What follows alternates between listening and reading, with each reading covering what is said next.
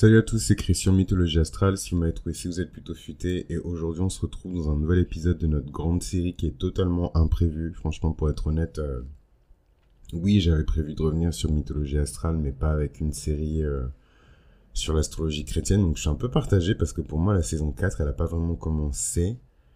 Et en même temps, c'est un sujet qui est tellement important. Enfin, si vous m'écoutez depuis la saison 1, vous savez que c'est un sujet dont je veux parler depuis longtemps, dont j'ai déjà parlé avant d'ailleurs. Mais voilà, faire une série dédiée, c'est un peu un gros événement sur mythologie astrale, quoi. Mais je pense que c'est Dieu qui l'a voulu, sincèrement. Je pense que c'est Dieu qui l'a voulu. En fait, j'irai pas jusqu'à dire qu'on m'a tordu le bras pour que je fasse le truc, mais les circonstances qui ont fait que ça atterrit dans vos oreilles ne sont pas de mon bon vouloir. Voilà. Donc, je pense que c'était nécessaire aussi. Je pense qu'il y a certaines personnes qui avaient besoin d'être affermies dans leur foi, dans leur croyance, dans leur spiritualité. Et bon, si la série en tout cas peut aider à développer quelques pistes de réflexion, c'est plutôt cool. Donc jusqu'à présent, on a surtout mis en exergue les traits caractéristiques des archétypes des signes avec certains événements de la Bible. Ici, dans cet épisode sur la Vierge, vous vous doutez bien que je vais utiliser la Vierge pour vraiment rentrer dans la profondeur de l'astrologie dans le christianisme et évidemment des références christiques aussi dans l'astrologie. Ça, c'est un peu la, la série réponse, hein. D'abord le côté chrétien et ensuite de l'autre côté le côté astrologique et comment justement on retrouve Dieu, le Père, le Fils et le Saint-Esprit à travers l'astrologie aussi. Moi j'adore ça parce que enfin je vis avec cette réalité-là en fait. Enfin littéralement depuis petit on m'a balancé dans le chaudron de potions magiques. Voilà, c'est vraiment ma vie. Maintenant, je comprends que pour certaines personnes, ce soit compliqué à concilier. Je comprends que pour certaines personnes, il y a beaucoup de peur, il y a beaucoup de crainte, tout simplement parce qu'il y a beaucoup de gens autour de vous qui vont vous dire c'est pas bien, oulala, tu vas brûler au bûcher, etc. Et j'ai l'impression que ça fait aussi partie du game, quoi. C'est aussi la raison pour laquelle je pense beaucoup de personnes qui se mettent sur ces chemins d'ascension spirituelle, d'illumination, ce sont des personnes qui ont beaucoup confiance en elles, parce que ça demande énormément de confiance en soi, de parfois prendre une décision qui ne va pas avec celle du groupe, celle de la meute.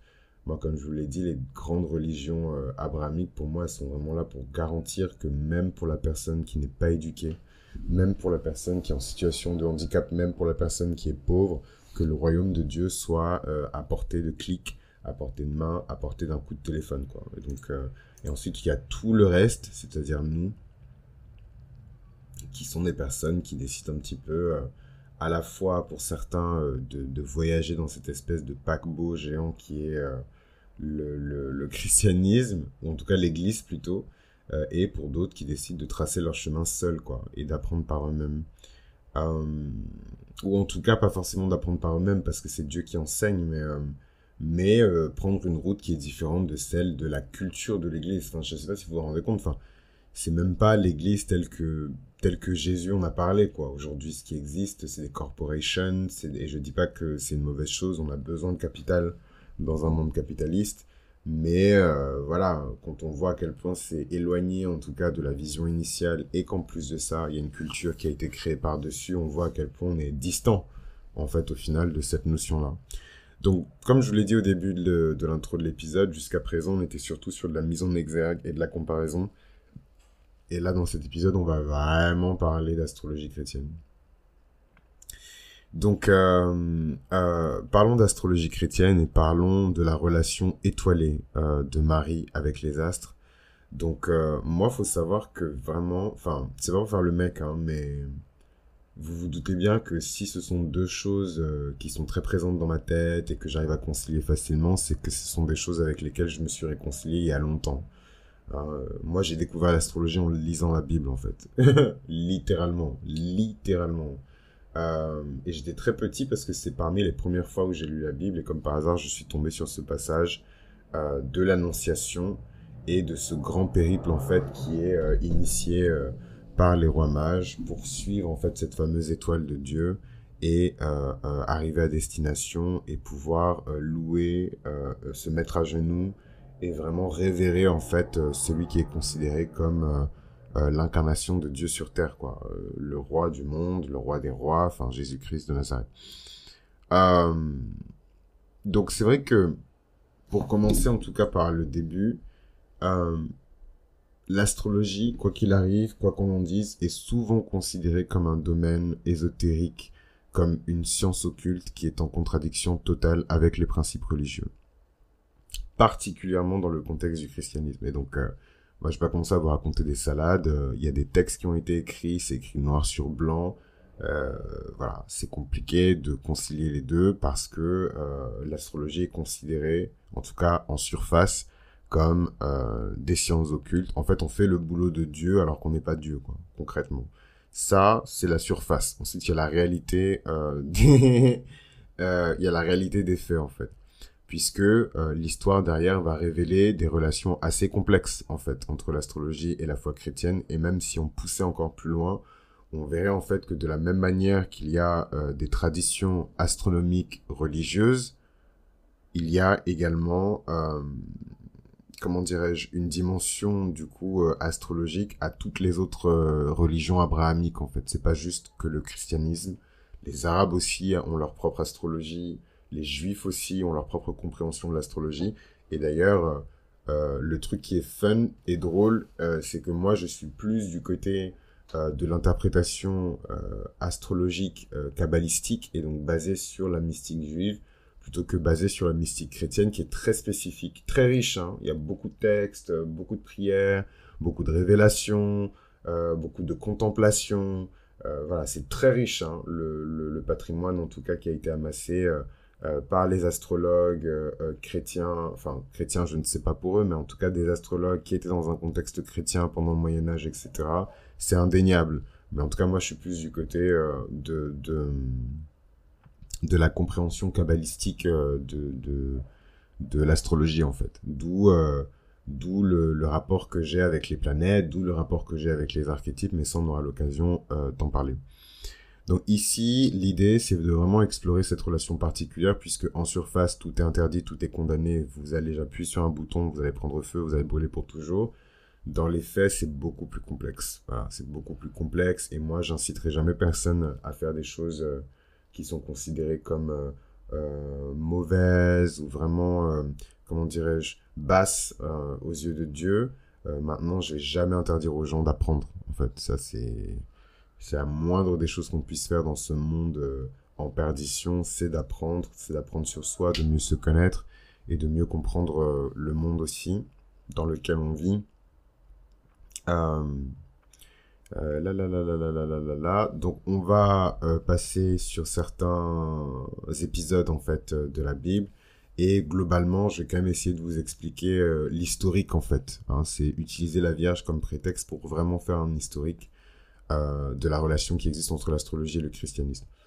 Donc les premiers chrétiens, donc c'est même pas les proto-chrétiens, c'est vraiment les premiers chrétiens, donc l'église a été faite, construite, etc. Rome a été christianisée, évidemment sont influencés par des penseurs comme Augustin d'Hippone, qui considérait l'astrologie comme une pratique païenne, incompatible avec la foi chrétienne, et en fait il méprisait souvent l'astrologie en tant que superstition.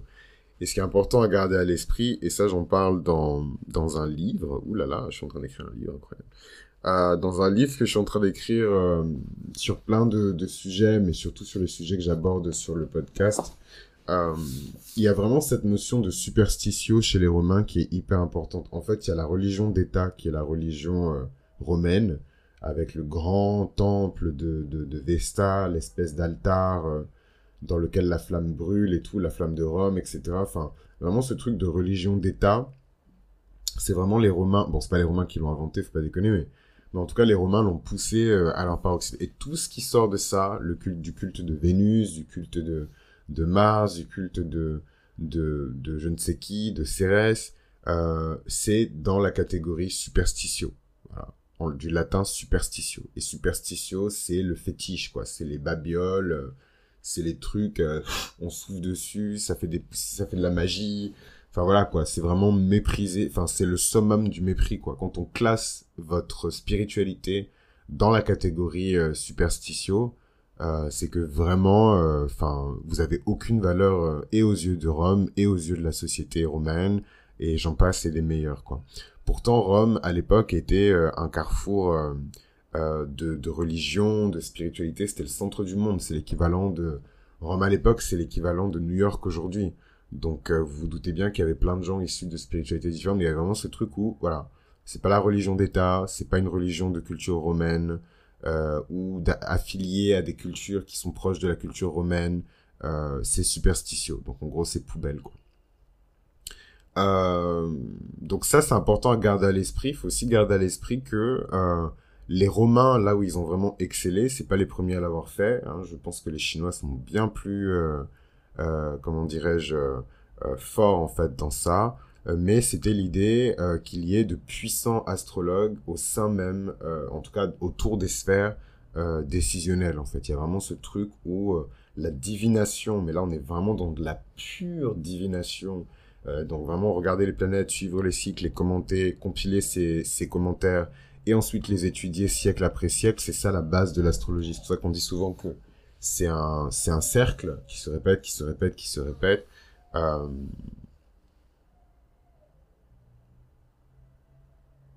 je pense que je suis vraiment autiste. Hein. Des fois quand j'entends les gens crier pour rien, genre ça me met dans des états, je me dis mais bon, ça doit être la joie de vivre, hein, des choses que je ne connais pas, mais bon. Anyways. Donc voilà, donc faut savoir qu'à l'époque, en tout cas, il y avait vraiment ce truc où, donc déjà, tout ce qui relève, tout ce qui sort en fait de la notion de moi, ce que j'appelle la religion d'État, ben en fait, c'est considéré comme superstitieux. Et surtout, j'ai oublié mon fil de pensée, j'ai trop la haine. Euh, superstitieux.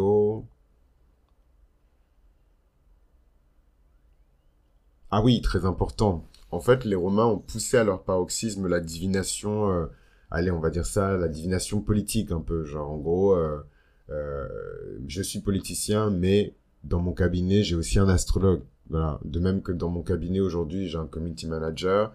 Hier, dans leur cabinet, en tant que politicien à Rome, ils avaient peut-être des astrologues, ils avaient peut-être des cartomanciens, ou en tout cas voilà quoi, des personnes qui sont là pour sonder en tout cas le futur.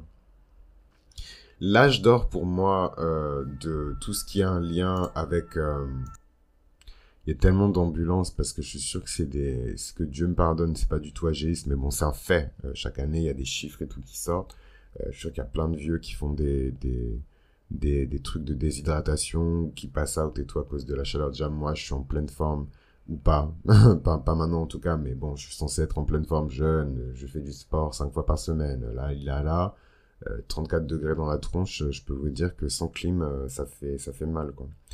Anyway, ça me saoule en plus, parce que j'avais pas prévu de passer un septembre chaud, et je me dis, enfin, je sais pas, avec le temps qui passe, j'ai vraiment l'impression qu'on se fait rouler, en fait, j'ai vraiment la sensation d'être escroqué, c'est horrible, hein, alors que c'est le temps, tu sais. Anyways, parenthèse refermée,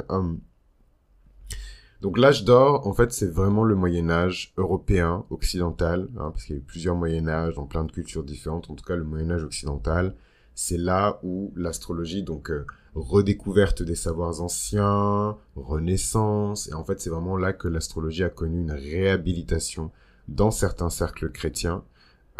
Donc c'est pas forcément dans l'Église elle-même, mais c'est dans certains cercles chrétiens, tout en sachant que le Moyen Âge, c'est aussi une période d'expansion enfin sans égal hein, de l'Église catholique. Hein, voilà.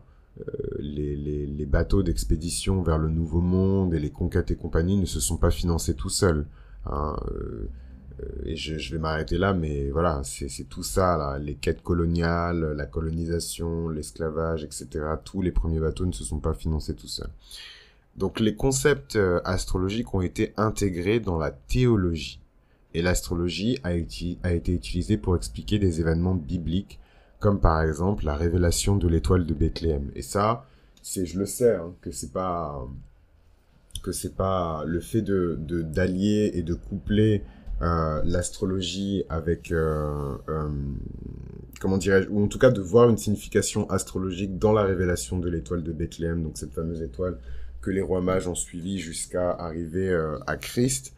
Je sais que c'est récent, hein, et ça date en fait du Moyen Âge, quoi. Ça date vraiment du Moyen Âge. Et en fait, quand on pense au mouvement de la Renaissance, ça fait sens que même certaines pratiques ésotériques et compagnie, ou des sciences occultes soient réhabilitées, puisque c'est aussi une époque où... Enfin, Enfin voilà, il y a beaucoup de choses qui ont été écrites au Moyen-Âge. Toute la pensée rosicrucienne, comment ils s'appellent, les francs-maçons et compagnie, ils ont bien prospéré aussi au Moyen-Âge. C'est vraiment une époque particulière. Moi, je sais jamais quoi en penser, mais en tout cas, ce qui est certain, c'est que en ce qui concerne l'astrologie chrétienne, le Moyen Âge a vraiment été un tournant où justement, du côté chrétien, on a commencé à réintégrer en fait l'astrologie et surtout en vérité, parce que c'est ça aussi l'astrologie, c'est la cosmologie. On a réintégré cette dimension cosmologique à la théologie en fait, au cours de théologie. L'astrologie a été utilisée pour expliquer ou pour justifier en tout cas certains événements bibliques importants comme l'apparition de l'étoile de Bethléem.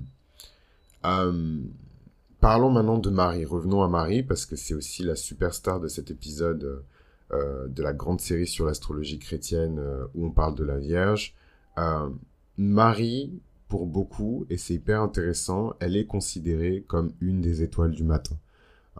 La figure de Marie est particulièrement associée à l'astrologie chrétienne. Quand on parle d'astrologie et de christianisme, on ne peut pas ignorer ni Marie, ni le Christ, en fait, parce que justement, c'est un peu les deux protagonistes proto-chrétiens, littéralement, parce que le gars n'est pas encore mort, donc est ressuscité. Donc, en fait, proto-chrétien qui arrive avant la vraie naissance, en fait, du christianisme. Donc, deux protagonistes proto-chrétiens, la figure de Marie qui est très associée à l'astrologie chrétienne. Donc, dans un grand 1, on a le titre de Stella Maris. Et donc, ça, c'est des choses qui vont évidemment paraître complètement 1 plus 1 égale 2 pour les catholiques qui m'écoutent parce que c'est de la culture chrétienne. Mais voilà, de même que dans d'autres religions et dans d'autres mythologies et dans d'autres spiritualités, une entité ou une personne peut avoir plusieurs titres, donc plusieurs facettes. C'est exactement la même chose dans la religion chrétienne et Marie a beaucoup de titres, elle a beaucoup de facettes différentes. Encore heureux, la notion de dévotion et de sacrifice, oui, il y a une seule vérité, il y a une seule manière de se sacrifier et de faire acte de dévotion, mais disons que l'écho, en fait, la réaction à ça est différente d'une culture à une autre, en fait. D'ailleurs, c'est pour ça qu'il y a des régions du monde qui sont beaucoup plus facilement pénétrables pour le christianisme que d'autres, parce qu'on est tous différents et on voit pas le monde de la même manière. Qu'est-ce que ça veut dire Stella Maris? Stella Maris, ça veut dire étoile de la mer. Et en fait, cette désignation, elle évoque surtout son rôle en tant que guide spirituel des croyants, tout comme les étoiles qui guident les marins dans l'obscurité. C'est un peu ce titre de Stella Maris pour Marie, c'est un peu un rôle de phare cosmique en fait. Et en petit 2, je voulais vous parler aussi de l'étoile de Bethléem. Et donc ici, on va basculer complètement dans l'évangile selon Matthieu, qui décrit en fait l'étoile de Bethléem comme ayant guidé les mages vers la naissance de Jésus, bien que, voilà, il faut savoir que ce passage ne fait pas explicitement référence à l'astrologie, mais il suggère l'observation des phénomènes célestes. Voilà, donc on est plus dans l'astronomie que dans l'astrologie. Mais bon, ce serait vraiment malhonnête de faire comme si à l'époque, en tout cas dans l'ancien temps, c'est compliqué de tracer scientifiquement l'existence des 3 rois mages, pour être tout à fait honnête avec vous en tant qu'ancien étudiant de sciences de la religion. Voilà, on sait aussi que justement cet évangile selon Matthieu, où Matthieu aurait décrit le fait que les rois mages suivent l'étoile de Bethléem pour arriver jusqu'à Jésus. Je dis pas que ça a été inventé, mais en tout cas c'est vraiment à ce moment-là, et il y a d'autres occurrences dans le texte où on en parle, mais c'est vraiment à ce moment-là qu'on commence à en parler, quoi. Et c'est tard relativement dans toute l'histoire du christianisme, du judaïsme. Je trouve que ça paraît tard pour être un truc aussi important. C'est une information qui arrive tard. Donc voilà, vous voyez, ça c'est vraiment les aléas de la science de la religion. D'un côté, on est obligé d'être factuel avec les preuves scientifiques qu'on a aujourd'hui, et de l'autre côté, il y a la foi en fait. Et la foi, elle est complètement irrationnelle, illogique, elle dépasse la notion de logique et de rationalité, quoi. Donc moi, vous me demandez si les rois mages ont vraiment suivi l'étoile de Bethléem et qu'ils l'ont interprété comme le feraient des astrologues, je vais vous dire que oui. Et d'autres personnes vous diront que non, en fait, c'est juste de l'observation de phénomènes célestes. Et dans ce cas-là, on parle plutôt d'astronomie. Mais moi, je maintiens le fait qu'à l'époque, les frontières entre déjà la science et la religion, les frontières entre l'astronomie et l'astrologie étaient extrêmement fines. Voilà. Donc l'étoile de Bethléem et l'apparition de l'étoile de Bethléem, c'est vraiment l'un de mes passages préférés dans la Bible. Enfin, ma tante me connaît comme sa poche droite et voilà, elle sait que c'est vraiment quand j'étais petit et qu'on faisait un petit peu, on lisait la Bible et tout ensemble, c'était vraiment les passages que j'aimais le plus lire et relire, les rois mages, parce qu'en fait je savais que c'était des magiciens quoi, et donc mon moi enfant qui était naïvement allé voir un magicien en lui disant un jour je veux devenir mage, un jour je veux devenir magicien, et le mec il m'a juste cruellement montré à quel point c'était des trucs de farce et attrape, et j'oublierai jamais cet épisode de ma life. Mais ça m'a pas empêché non plus voilà, de me concentrer sur mon ambition de base qui était juste d'être magicien quoi. Et donc forcément lire ce passage-là du texte, ça m'a beaucoup rassuré et ça m'a beaucoup inspiré aussi. Hein, voilà. D'autant plus que bah, avec le temps forcément je me suis renseigné un petit peu sur les figures des rois mages, et en fait c'est un peu l'équivalent de ce que nous on pourrait appeler des hommes de la Renaissance en fait à l'époque. En fait à l'époque il n'y avait pas non plus une expansion scientifique de foufou, mais eux avec leurs moyens réussissaient en tout cas à cultiver de la sagesse, cultiver des connaissances. En fait c'était surtout des êtres qui étaient extrêmement savants, hein, qui avaient beaucoup de connaissances, et à l'époque on appelait ça des magis, hein, on appelait ça des mages, mais ça ne voulait pas forcément dire que c'était Harry Potter et que voilà, ils volaient dans le ciel, ils transplanaient et compagnie. C'est juste que c'était des personnages qui étaient extrêmement, enfin, ils étaient gorgés de connaissances, quoi.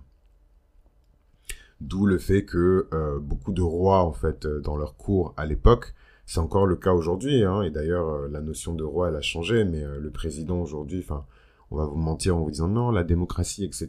Mais voilà, hein, c'est aussi une nouvelle... voilà, c'est la manière que le monde a de nous inventer une nouvelle figure du roi. Mais en fait, l'archétype, c'est le même, donc moi, en fait, on va pas me la faire. C'est ça aussi qui est cool quand on voit le monde d'un point de vue archétypal. En fait, on se dit juste que ce sont les mêmes énergies auxquelles on a affaire depuis le commencement, en fait, de la création, qui viennent juste changer d'apparence en fonction de l'époque, de la culture et des événements importants que les gens vivent, quoi. Mais le président, c'est le roi, en fait. Donc, quand Donald Reagan, ancien président des États-Unis, très conservateur, néolibéral aussi, a sa propre astrologue qui traîne dans les couloirs un peu de la Maison Blanche. Voilà, c'était connu hein, que il disait que c'est la femme, c'est la femme, c'est la femme, mais c'est la manière très sexiste et misogyne des Américains de dire que voilà, la spiritualité c'est pour la femme et l'action, les conquêtes militaires c'est pour l'homme. Mais moi je suis sûr que Reagan, paix à son âme, lui-même était en PLS en train d'écouter la dernière lecture compréhensible de thème astral de son astrologue quoi. Donc faut arrêter. Quelques citations intéressantes en tout cas qu'on pourrait prendre le temps d'observer par rapport à ce qu'on s'est dit. Ça m'énerve parce que j'ai perdu du texte. J'avais évidemment pris des notes pour cet épisode parce que c'est pas évident en tout cas à articuler. Donc quelques citations. Donc Genèse 1 verset 14 évidemment. Donc Dieu dit qu'il y ait des luminaires dans l'étendue du ciel pour séparer le jour de la nuit et qu'ils servent de signe et pour les temps et pour les jours et pour les années. Et en fait, déjà, ce verset il souligne que les astres peuvent être interprétés comme des signes divins avec une signification dans la vie humaine. Donc, excusez-moi, mais c'est juste la base fondamentale, en fait, de l'astrologie. En tout cas, dans la pensée. Mais au-delà de ça, moi, je trouve que c'est comment dirais-je? C'est un passage qui montre aussi les raisons qui pourraient faire que certaines personnes se penchent justement vers l'observation de phénomènes célestes. Les gens cherchent Dieu, en fait. C'est ça, en fait, la base du truc. Et moi, je vais pas me porter... je vais pas faire le porte-parole pour toutes les personnes qui pratiquent l'astrologie de ma génération. Mais je pense qu'il y a beaucoup, et je pense que c'est la majorité, de personnes qui cherchent Dieu, en fait. Surtout surtout notre génération. Euh, Moi, je suis toujours choqué et ça me fait toujours marrer quand mes potes... en fait, je sens... C'est trop compliqué à expliquer. Oh my god. Euh, En fait, de la même manière, c'est hyper violent ce que je vais faire comme comparaison, mais au moins vous allez comprendre. De la même manière que vous êtes dans une pièce et que parfois, voilà, il y a deux personnes qui se regardent, ou vous-même vous regardez une autre personne, et en fait, il y a une sorte de tension sexuelle qui est palpable. Vous sentez en fait que la personne essaie de se connecter avec vous, mais énergétiquement parlant, quoi. Elle pense intensément à vous, voilà, etc., etc. Spirituellement, c'est la même chose en fait. Euh, Moi, je sens, en tout cas, quand je suis parmi des jeunes de ma génération ou des amis d'amis, je sens quand une personne ressent le besoin ou l'envie d'être plus connectée avec Dieu en fait. Et ça, je pense que c'est un don du Saint-Esprit, mais je l'ai toujours eu. C'est pas un truc que j'ai eu à mon baptême ou quoi. Je pense que c'est un don du Saint-Esprit. En fait, quand une personne s'intéresse à la sagesse ou qu'elle veut juste apprendre et mieux, je le sens en fait. Voilà. Soit c'est dans le son de sa voix, soit c'est dans les mots qu'elle va utiliser. En fait, la personne va toujours se trahir, quoi. Euh, voilà. Donc la comparaison, elle était un peu rude, mais c'est pour expliquer que voilà, moi je vois pas les auras, ce truc de couleur. Tu regardes quelqu'un, tu vois du bleu, tu regardes quelqu'un, tu vois du vert. Moi, je vois pas les couleurs des auras, mais je les ressens hein, de manière intuitive. Et voilà, une personne qui cherche la sagesse, je le ressens. Et voilà, un truc qui m'a toujours choqué avec notre génération, c'est que en fait, beaucoup de gens dans notre génération utilisent l'astrologie comme spiritualité. L'astrologie n'est pas une spiritualité. Et là, je comprends vraiment les gens qui disent comment peux-tu dire que tu crois en l'astrologie? Ben moi, je crois pas en l'astrologie. En fait, j'utilise l'astrologie. C'est un outil. Voilà. En fait, c'est vraiment quand on discute avec les gens qu'on se rend compte que les perspectives et les points de vue sont complètement différents. Et d'ailleurs, c'est pas pour faire le mec, mais c'est aussi la raison pour laquelle j'ai pas de débat souvent sur l'astrologie avec des chrétiens et encore plus avec des évangéliques parce que il y a cette espèce de fermeture en fait d'esprit, mais qui est basée sur du logos, qui est basé sur euh, comment dirais-je? Ouais, qui est basé sur du logos, quoi, qui est basé sur de l'étymologie. Forcément, quand vous allez voir un chrétien et que vous lui dites, je crois en, enfin, je veux dire, toutes les prières importantes de cette religion commencent par je crois en Dieu, le Père, le Fils, le Saint. Donc forcément, quand on arrive et qu'on dit je crois en l'astrologie, déjà, en fait, on est déjà en conflit, en fait, avec ces personnes-là. Je suis pas en train de vous donner des conseils pour aller convaincre vos potes ou quoi que ce soit, machin. Juste, je pense que cet épisode, il est plus là pour donner de la paix d'esprit, du contentement aux gens, de la paix, de la plénitude, parce que c'est ce qu'il faut quand on veut s'explorer. Quand on veut explorer le monde, et surtout quand on veut pas devenir fou, c'est être en paix avec soi-même, en fait. Et il y a trop de gens qui essaient de vous mettre en conflit avec vous-même ou de pointer, en fait, vos paradoxes. Il y a aucune contradiction. Et pour moi, c'est pas mutuellement exclusif de chercher, justement, Dieu, peu importe sous quelle forme, parce que moi, là, aujourd'hui, je vous parle en tant que Christ, mythologie astrale, etc.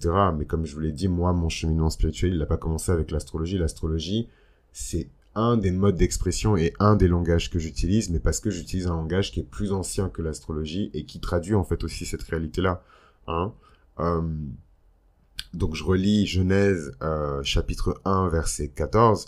Dieu dit qu'il y ait des luminaires dans l'étendue du ciel pour séparer le jour de la nuit et qu'ils servent de signe et pour les temps et pour les jours et pour les années. Donc ce verset il est très important parce que il donne la fonction en fait enfin je sais pas comment vous expliquer mais je vous parle souvent de cosmologie et je vous dis que je suis passionné par la cosmologie. On est en plein dans la cosmologie. En fait, on explique pourquoi la création est telle qu'elle est. Pourquoi on a fait en fait l'étendue du ciel? Pourquoi est-ce qu'on a placé des luminaires dans le ciel? Et qu'est-ce que ces luminaires signifient en fait? Et je suis désolé, mais c'est la base fondamentale, en tout cas philosophique, de l'astrologie, quoi. C'est chercher Dieu à travers sa création. Et en fait, tout de suite, ça change complètement le paradigme, en fait. C'est-à-dire que, oui, on observe les étoiles, oui, on observe l'orbite des planètes et on interprète l'orbite des planètes et on leur donne des fonctions, on leur donne des caractéristiques, on leur donne même des noms. Hein, parce que de base, c'est juste des masses gazeuses qui flottent dans l'espace et on a décidé de leur donner comme nom des entités, des dieux.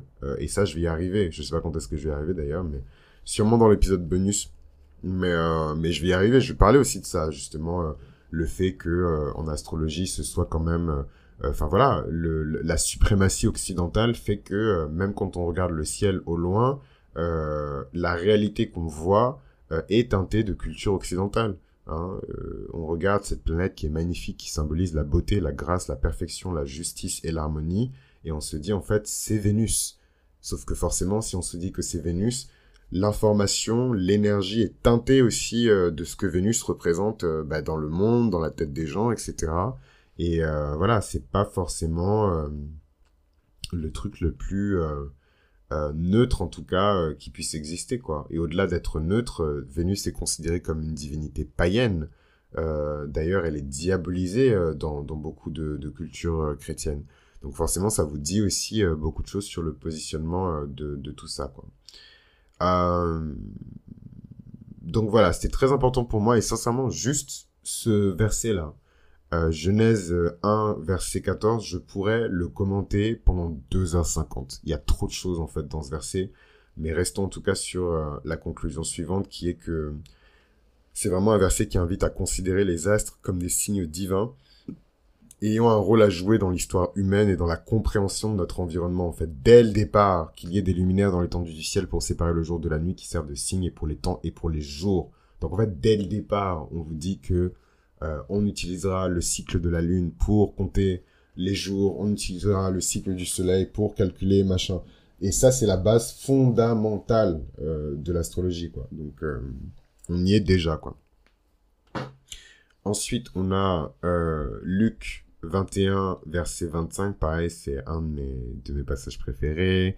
Il y aura des signes dans le soleil, la lune et les étoiles. Et donc, en fait, cette fois-ci, la boucle, elle est bouclée parce que Dieu lui-même, le Père, le Créateur, dit en Genèse, dans l'Ancien Testament, qu'il y ait des luminaires dans l'étendue du ciel pour séparer le jour de la nuit, qu'ils servent de signe et pour les temps, et pour les jours, et pour les années. Et en fait, de l'autre côté, dans le Nouveau Testament, Luc 21, 25, et en fait, la boucle, elle est bouclée, quoi. Jésus reconnaît que les astres peuvent être des signaux divins pour l'humanité. Il y aura des signes dans le soleil, la lune et les étoiles. Donc Jésus lui-même évoque ici le potentiel des phénomènes célestes à observer pour en déduire des informations. Et aussi pour avoir une signification spirituelle, hein. Donc c'est... Et je suis désolé tout à l'heure parce que j'ai fait tout un speech et tout, et j'ai même pas fini ma phrase, mais... ouais, je trouve que notre génération, on est la première qui utilise vraiment l'astrologie comme spiritualité, alors que c'est un outil, quoi. Mais c'est intéressant parce que ça dit aussi le besoin de spiritualité et la misère spirituelle dans laquelle notre génération se trouve. Mais si on peut utiliser justement l'astrologie comme langage pour aller aborder des choses qui sont encore plus grandes, encore plus proches de Dieu et encore plus intéressantes, enfin moi clairement, je pense que c'est une de mes missions d'âme, et pas forcément l'astrologie spécifiquement, mais utiliser en tout cas des méthodes simples et un langage simple pour pouvoir communiquer des vérités, ou en tout cas des concepts spirituels qui sont complexes. C'est littéral, enfin je pense que je suis né pour ça. Voilà, c'est quand on est né pour quelque chose, on sait, enfin voilà, il y a un truc un peu de il y a un truc un peu de voilà, je sais que je suis né pour ça, et ça je sais que je suis né pour ça. Et enfin, on a évidemment Apocalypse. Et ça, c'est marrant parce que du coup, vous allez vous dire que c'est avec l'histoire des rois mages que vraiment l'astrologie. Non, c'est avec l'Apocalypse parce que le premier livre de la Bible que j'ai lu, c'est l'Apocalypse. J'ai commencé avec la fin. Donc le premier livre de la Bible que j'ai lu, c'est Apocalypse. Et donc là, on est en Apocalypse 12, verset 1. Et j'oublierai jamais la première fois que je l'ai lu parce que j'ai eu très très peur. Et donc en fait, c'est un grand signe apparu dans le ciel. Une femme enveloppée du soleil, la lune sous ses pieds, et sur sa tête une couronne de 12 étoiles. Et en fait, c'est un passage qui est souvent associé à Marie, et sa fuite, en fait. Et c'est drôle parce que, bon, ça fait très longtemps que j'ai pas relu Apocalypse. Je trouve que c'est vraiment la pire période de notre existence pour commencer à lire Apocalypse, parce que littéralement, vous allez vous rendre compte que beaucoup de choses qui sont dites dans Apocalypse sont déjà en train de se passer, en fait. Les tremblements de terre. D'ailleurs, toutes mes pensées pour les personnes qui ont de la famille, des ressortissants marocains, des membres de la diaspora marocaine. Vraiment, toutes mes pensées. J'ai appris ce matin, là, tout de suite, le tremblement de terre au Maroc. Plus de 1000 morts. Enfin, c'est juste effroyable. Mais voilà, quand on parle en tout cas de l'annonciation de la fin des temps et compagnie, Apocalypse, etc., les tremblements de terre, les tornades, les tsunamis, l'été en hiver, l'hiver en été, enfin, on y est déjà, en fait. Voilà, y a pas de... On y est déjà. Et c'est marrant parce que je me considère pas comme un millénariste, mais en fait, bon, ça doit peut-être être mes fréquentations aussi. C'est vrai quand même que j'ai pas mal d'amis qui sont chrétiens, évangéliques, etc. Et ils sont tous millénaristes. ils sont tous millénaristes. Millénaristes, ça veut dire quoi? C'est les gens qui croient en la fin du monde. Ils sont tous millénaristes. Et du coup, moi aussi, je suis devenu grave millénariste, mais pas au point d'aller lire Apocalypse. Ça va trop me déprimer.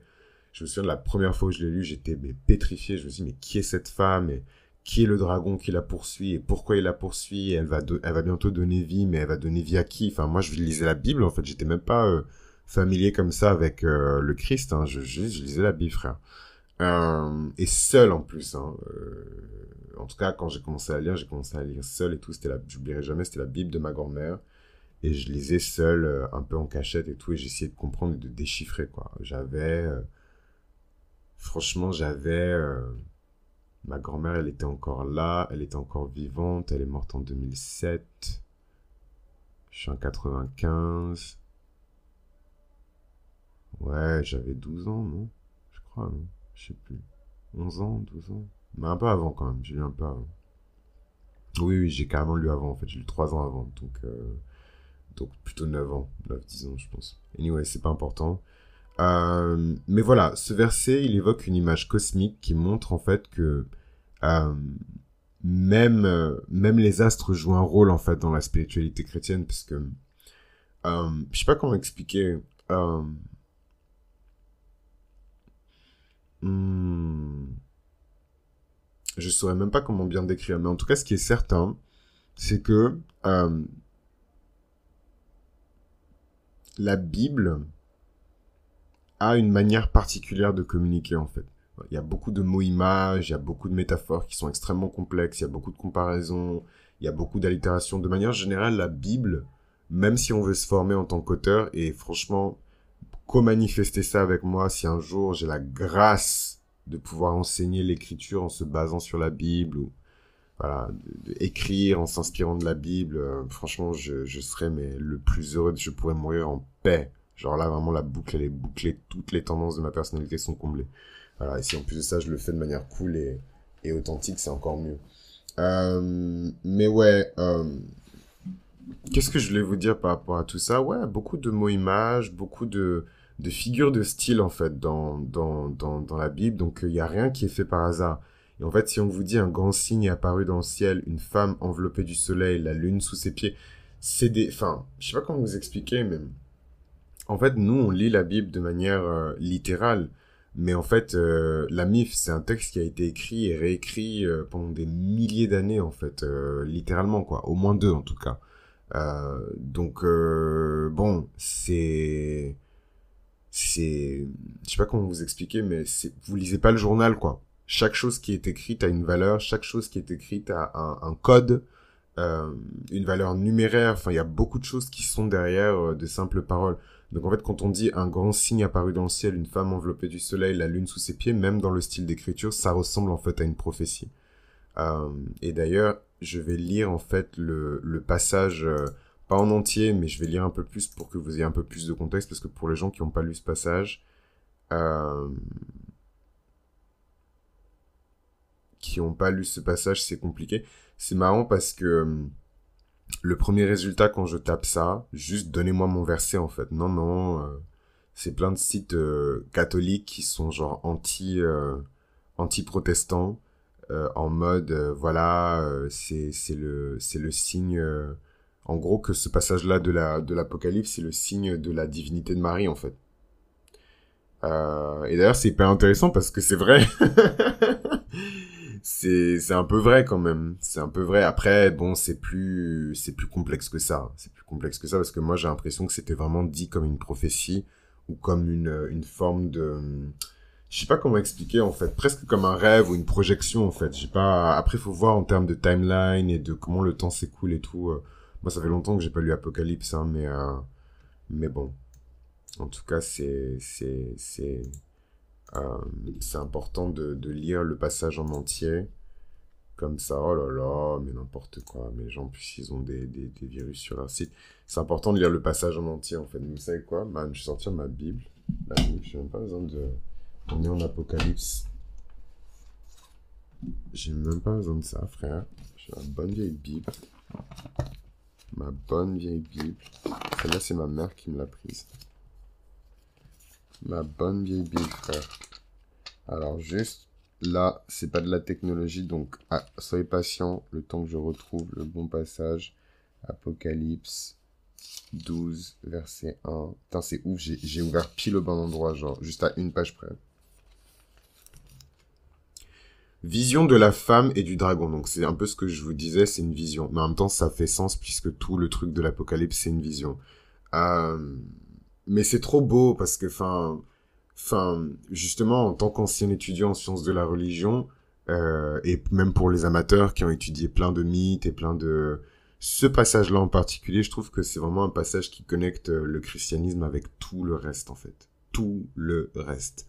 Le rôle de la présence de la femme qui est enveloppée par le soleil, grand principe masculin fixe, la lune sous ses pieds, la maîtrise de la lune, la symbolique du pied, en dessous du pied, sur sa tête une couronne, le couronnement, la transcendance, l'ascension qui est préannoncée, 12 étoiles, qu'est-ce que les étoiles signifient, et après, bon, moi je m'arrête là parce que j'ai pas la connaissance pour aller plus loin, mais c'est juste fantastique, quoi. Moi je sais qu'en tout cas, quand j'ai lu ces passages-là de la Bible, et c'est les premiers passages en fait de la Bible que j'ai lus de toute mon existence, oui, j'avais peur, mais j'avais aussi plein d'étoiles dans les yeux, quoi. Je me suis dit, waouh, en fait, ce truc de vision, et particulièrement la vision de la Vierge à ce moment-là, c'est ça, en fait, la magie de Dieu, quoi. C'est de parler de manière énigmatique et de révéler un très grand nombre d'informations, mais de manière un peu dissimulée, quoi. Un signe grandiose, alors, Apocalypse 12, verset 1, un signe grandiose apparut au ciel. Une femme, le soleil l'enveloppe, la lune est sous ses pieds, et 12 étoiles couronnent sa tête.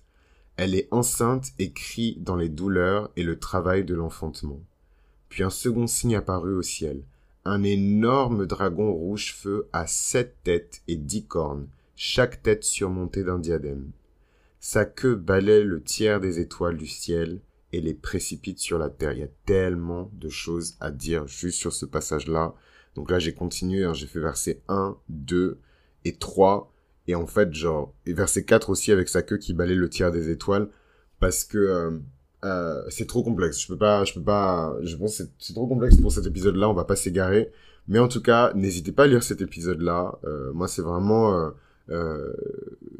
un des textes que je recommande de lire quand on s'intéresse en tout cas à la symbolique chrétienne, la mystique aussi un peu chrétienne, parce que là, pour le coup, on est vraiment dans de la magie, quoi. On a cette espèce de figure de la femme, en fait, on l'associe à Marie, mais on sait pas exactement... Enfin, c'est pas dit explicitement que c'est Marie, mais en fait, on l'associe à Marie. Et mais au-delà de Marie, en fait, c'est une personnification pour moi de l'humain. En fait, on dit souvent l'homme pour parler de l'humanité tout entière. Ben, en fait, là, c'est la femme, mais pour parler de l'humanité tout entière, en fait. C'est ça que je trouve ouf. Dieu merci. Merci Saint-Esprit, parce que j'ai réussi à exprimer ce que je voulais dire, mais voilà, souvent on dit l'homme, la race humaine, l'homme réussira, non, l'homme. Là, en fait, on est dans une configuration où, ok, en fait, tout le destin de l'humanité repose sur les épaules d'une femme, en fait. Il faut qu'elle accouche de cet enfant. Il faut que dans l'univers, ce grand principe féminin sacré puisse accoucher du grand principe masculin sacré, ou en tout cas de l'enfant. Mais en tout cas, il faut que ça se fasse, quoi. Moi, je trouve il y a tellement de choses qui sont dites dans ce passage-là. Comme je vous l'ai dit, je pourrais en parler pendant 2h50. D'ailleurs, je pense que l'épisode doit être méga long. Mais en même temps, c'est un épisode important parce que, comme vous l'avez vu, je mets pas juste en exergue les caractéristiques d'un archétype de signe avec des passages. Là, on est vraiment rentré dans un historique de l'astrologie chrétienne et un peu du va-et-vient qu'il y a eu voilà, entre les chrétiens et les païens. Même si en vérité vous avez plein de chrétiens en fait qui observent les phénomènes célestes. Voilà. Moi je trouve que c'est pas, enfin voilà quoi, c'est observer les phénomènes célestes. Après, faut pas se mentir, hein, il y a beaucoup de personnes qui utilisent ça pour prédire le futur, pour savoir la couleur des ongles de leur femme, etc. Et moi je suis pas responsable de ces gens-là. Et je pense pas que ce soit une bonne chose. Déjà parce que ça crée du stress et surtout parce que je ne pense pas que l'homme soit à même de découvrir tout ce qu'il a envie de découvrir. Je pense qu'on a la capacité parce que Dieu nous a fait à son image, mais on n'est pas toujours prêt pour accepter certaines solutions, certaines informations, en fait. C'est pour ça, vraiment, je vous mets des grands coups de pelle quand vous venez faire du forcing et que vous comprenez pas quelque chose et que vous me forcez à vous expliquer. Je suis là en mode, gros, si t'as pas compris, c'est que c'est pas le moment. Force pas. Voilà. Faut pas forcer, faut pas... Parce qu'en fait, en forçant, si vous voyez les connaissances comme des briques, en forçant, physiquement, je suis tellement à fond, en forçant, psychologiquement, dans le monde imaginaire, c'est comme si, en fait, euh, vous avez de la place pour une brique, votre brique, elle est plus grosse que la place que vous avez, mais vous la mettez quand même et vous appuyez, quitte à ce que ça casse, en fait, les deux briques d'à côté, mais vous la mettez quand même, juste pour dire j'ai posé une brique, en fait. C'est pas comme ça qu'on apprend. Voilà. Et en toute humilité, hein, moi je connais pas grand chose, mais c'est pas comme ça qu'on apprend. On peut essayer, hein. D'ailleurs, c'est même ce que le système scolaire français, en tout cas en ce qui me concerne, parce que j'ai grandi en France, nous incite à faire, hein. Apprendre par cœur. Voilà. Même si tu comprends pas, t'apprends quand même. Apprendre une langue par la théorie et pas par la pratique. Hein. Exclure toute forme de jeu ou de gamification ou de méthode alternative pour l'apprentissage. C'est ça aussi la réalité de l'enseignement, en tout cas ici. Et forcément, ça met sur le côté toutes les personnes qui ont juste une intelligence ou une manière de fonctionner qui est différente. Le passage qu'on a lu, il était vraiment bien. Moi, ça m'a grave motivé à relire en fait Apocalypse, donc je pense que c'est ce que je vais faire. Mais en tout cas, voilà, gardez à l'esprit que la spiritualité chrétienne, en tout cas le christianisme et la culture chrétienne, c'est pas juste des ultras anti-avortement, anti-divorce, anti-joie, anti-plaisir, anti-sexe. C'est pas du tout ce qu'on peut imaginer. Hein. C'est vraiment eux en fait, c'est vraiment les pires ambassadeurs, je trouve, de l'Église, et ils paieront en fait en temps et en heure pour toutes les personnes qui se sont éloignées de l'Église à cause d'eux. Mais c'est pas eux en fait la réalité du royaume, quoi. La réalité du royaume, c'est des gens comme vous et moi, voilà, qui essaient de faire le bien autour d'eux, qui essaient d'appliquer en fait les principes du Christ et d'aimer leur prochain. Hein, il a jamais dit qu'il fallait absolument accomplir tout ce qui était fait dans la loi. Il a dit lui-même, il y a que lui qui peut accomplir la loi. Il est venu pour accomplir la loi. Donc je dis pas que pour autant il faut mépriser l'Ancien Testament, les commandements. Évidemment que tu ne tueras point, mais voilà, faut pas, il y a ce jeu un peu de dupe, je trouve, dans certains espaces chrétiens, particulièrement les espaces évangéliques, où vraiment le texte est utilisé comme une arme pour blesser, en fait. Hein. Et ça, c'est pas des blessures, ça me rend triste, en fait, rien que d'en parler, mais c'est pas des blessures légères, hein. C'est pas des blessures dont on guérit tout de suite, hein.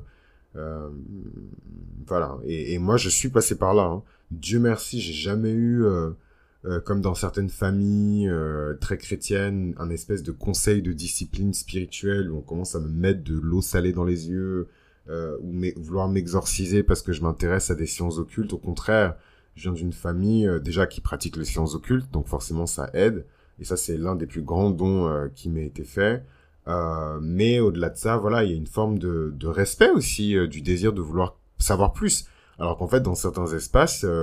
allez poser des questions et vous verrez la réaction des gens, quoi. Vos questions dérangent. Les questions dérangent. Le questionnement dérange. Et en fait, je suis désolé, mais c'est pas le monde, en tout cas, que Dieu a créé, qu'il m'a donné, en fait. Ou qui vous a donné à vous tous, parce que vous êtes tous des héritiers du royaume, mais voilà, moi, c'est un monde où, en fait, tu te poses une question et tout de suite, on commence à grincer des dents, froncer les sourcils. En fait, un monde où on fait volontairement l'autruche d'un point de vue spirituel. Euh, hmm, réfléchissez bien parce que ça ressemble pas à Dieu en fait. Ça ressemble plus par contre à l'antagoniste de Dieu, mais ça correspond pas, ça ressemble pas à Dieu en fait. C'est pas sa nature. Voilà, d'ignorer, de faire comme si ça n'existait pas parce que on a peur que machin, je sais pas quoi. Moi, j'incite pas les gens à faire des invocations mystiques des 10 démons, des 10 derniers degrés du Capricorne. Enfin voilà, ça aussi c'est une réalité, hein. Les sciences occultes, elles sont occultes pour une raison. Maintenant, pour finir un peu sur une note positive, on ne peut pas nier qu'il y a un moment où ces fameuses sciences occultes sont révélées. Hein. Aujourd'hui, tout le monde a des bases fondamentales d'alchimie. Hein. Soit parce que la personne a regardé Full Metal Alchemist, soit parce que la personne est un peu éduquée. Mais tout le monde sait que voilà, les alchimistes étaient un peu des fous dans leur labo qui ont essayé de transformer le plomb en or.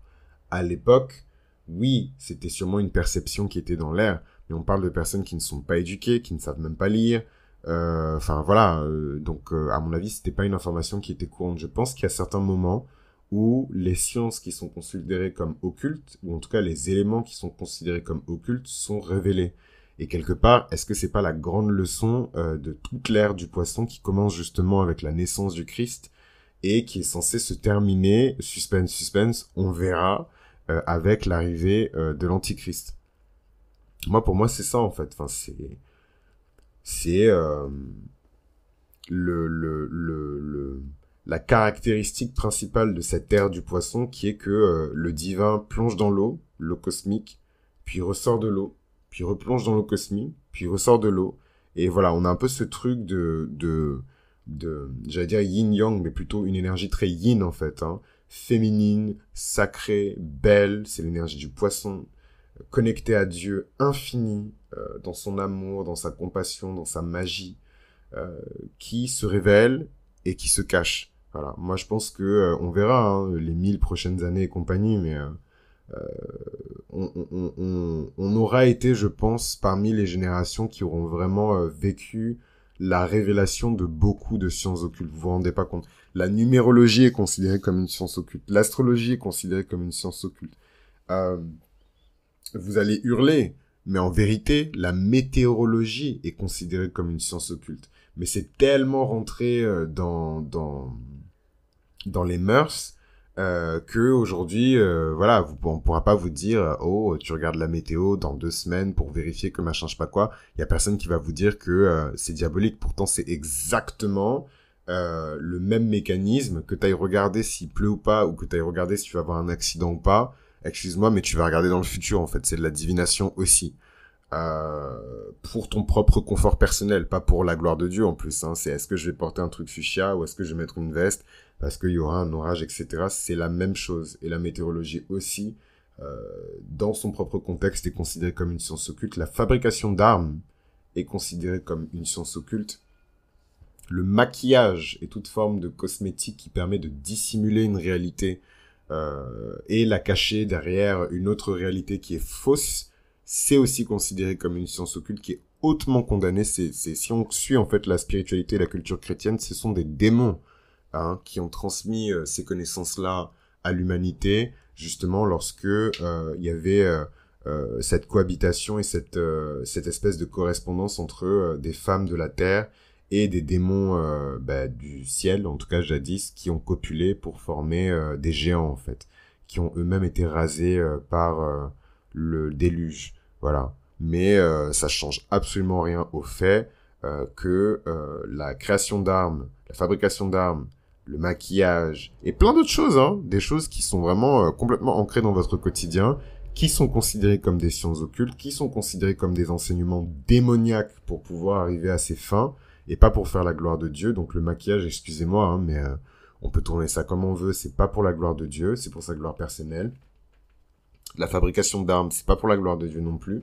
Voilà, tout ça pour vous dire que l'astrologie, elle est dans ce club-là, quoi. Et en fait, je pense que c'est une question de temps avant qu'elle soit aussi intégrée dans la culture. Et ça soulève encore un nouveau débat. Est-ce que c'est parce qu'elle est intégrée dans la culture qu'on doit nous aussi l'intégrer dans notre culture spirituelle personnelle? Et ça, c'est la vraie question, en fait. Et moi, je dirais que non. Et en même temps, si c'est pour la gloire de Dieu, ben en fait, je dirais que oui. Je m'émerveille en fait des transits. Après, moi, comme vous le savez, je suis pas trop dans les prédictions, la divination, etc. Je suis vraiment dans l'étude des archétypes. Donc, je voyage pas vraiment dans le temps, ou peut-être vers le passé quand on parle de karma. Mais voilà, moi, je fais pas de prédictions. Non pas par peur ou par crainte, je sais que je peux, mais c'est pas parce qu'on peut qu'il faut le faire. Et voilà, mais voilà, c'est pas mon délire, et c'est pas seulement par rapport à ma religion que c'est comme ça, c'est aussi parce que ça me fait peur en fait. Je sais très bien que là je rentre dans un domaine qui est délicat, et je rentre dans un domaine où j'ai pas forcément toutes les informations, on a juste des bribes d'informations. En fait, ce que j'aime bien dire, et ça va me permettre de clôturer un petit peu l'épisode, c'est que en fait, nous, personnes qui nous intéressons aux phénomènes célestes, tout ce qu'on voit, c'est le résultat de la main de Dieu qui agit en fait, qui déplace des pions sur un échiquier qu'on ne peut pas voir, qui est peut-être même beaucoup plus grand que ce qu'on peut imaginer, puisqu'on parle de Dieu, donc c'est pas juste notre petite voie lactée. Et en fait, tout ce que nous, on peut observer, c'est une fois que le master a joué, qu'est-ce qui va se passer en fait? Une fois qu'il a bougé ses pions, que Vénus fait ça et que Mars fait ça en 1966 et que Jupiter a fait ça et il est rentré dans ce signe-là en 1967 et que machin, en fait, toutes ces espèces de formules mathématiques mystiques qu'on essaie encore de décoder pour comprendre en fait comment Dieu bouge et comment il agit, c'est ça pour moi en fait, l'astrologie. C'est pas, ouais, prédis-moi les chiffres du loto parce que vraiment mes factures c'est compliqué en ce moment, etc. Enfin bon, je t'aime moi non plus, est-ce qu'on est vraiment compatible, est-ce que demain il va me répondre, est-ce que dans 3 mois il va me dire qu'il m'aime, enfin voilà, moi et sans manque de respect aux personnes qui enfin en fait j'aime pas parce que quand on dit ça, ça sous-entend que ça déprécie en fait les personnes qui s'intéressent à ça. En fait, c'est un domaine qui est tellement vaste, et si on prend la spiritualité en général, c'est un domaine qui est infini. Chacun a sa place, en fait. Il n'y a pas chacun a sa place, en fait. Mais, voilà, moi qui ai ma place et qui sait quelle est ma place, je sais que ma place, c'est pas de faire ça. Ma place, c'est beaucoup plus de me poser des questions sur la création elle-même et sur le pourquoi du comment, en fait. Et c'est comme ça. Est-ce que c'est ma lune en Gémeaux en opposition avec Jupiter en Sagittaire? Peut-être. Lune en Gémeaux en maison 8 en plus, dans la maison qui est associée aux sciences occultes, donc cette transmission de la part de ma lignée matrilinéaire, de toutes ces connaissances et de tous ces savoirs, etc. Et en même temps, le choix aussi à ma génération de l'utiliser pour faire le bien, pour inspirer les gens et les tirer vers le haut, ou pour l'utiliser pour faire le mal. Vous vous doutez bien que s'il y a un versant positif de l'observation des phénomènes célestes, il y a aussi un versant négatif, dark, diabolique, démoniaque de l'observation des phénomènes célestes, et ça aussi il faut en avoir conscience, quoi. Donc l'histoire de l'astrologie chrétienne, elle est marquée par des fluctuations dans l'opinion religieuse. Donc l'opinion religieuse, c'est la somme de toutes les opinions des personnes qui sont d'appartenance religieuse, en tout cas de cette religion-là, et là on parle de la religion chrétienne.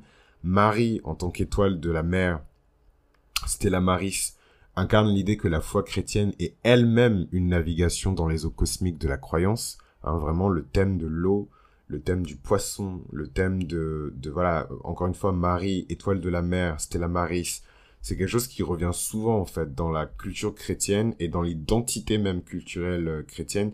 Les proto-chrétiens, ils utilisaient beaucoup le symbole du poisson pour se repérer entre eux, pour s'envoyer des messages, parce qu'ils étaient oppressés, hein.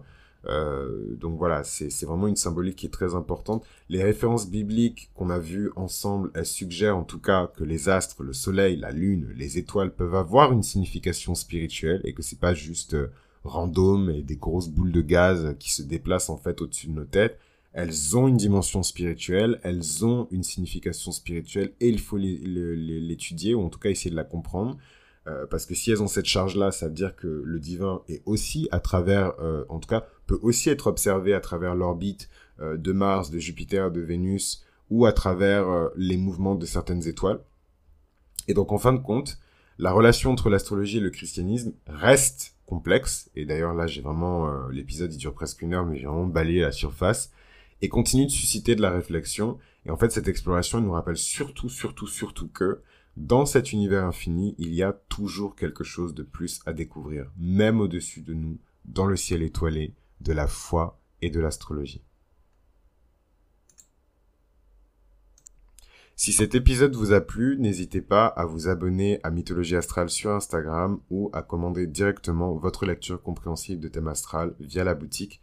Donc toutes les informations, elles sont dans la description de l'épisode. Merci de m'avoir écouté jusque-là et on continue cette grande série sur l'astrologie chrétienne. N'hésitez pas à vous abonner et à soutenir le contenu du mieux que vous pouvez. Je vous embrasse.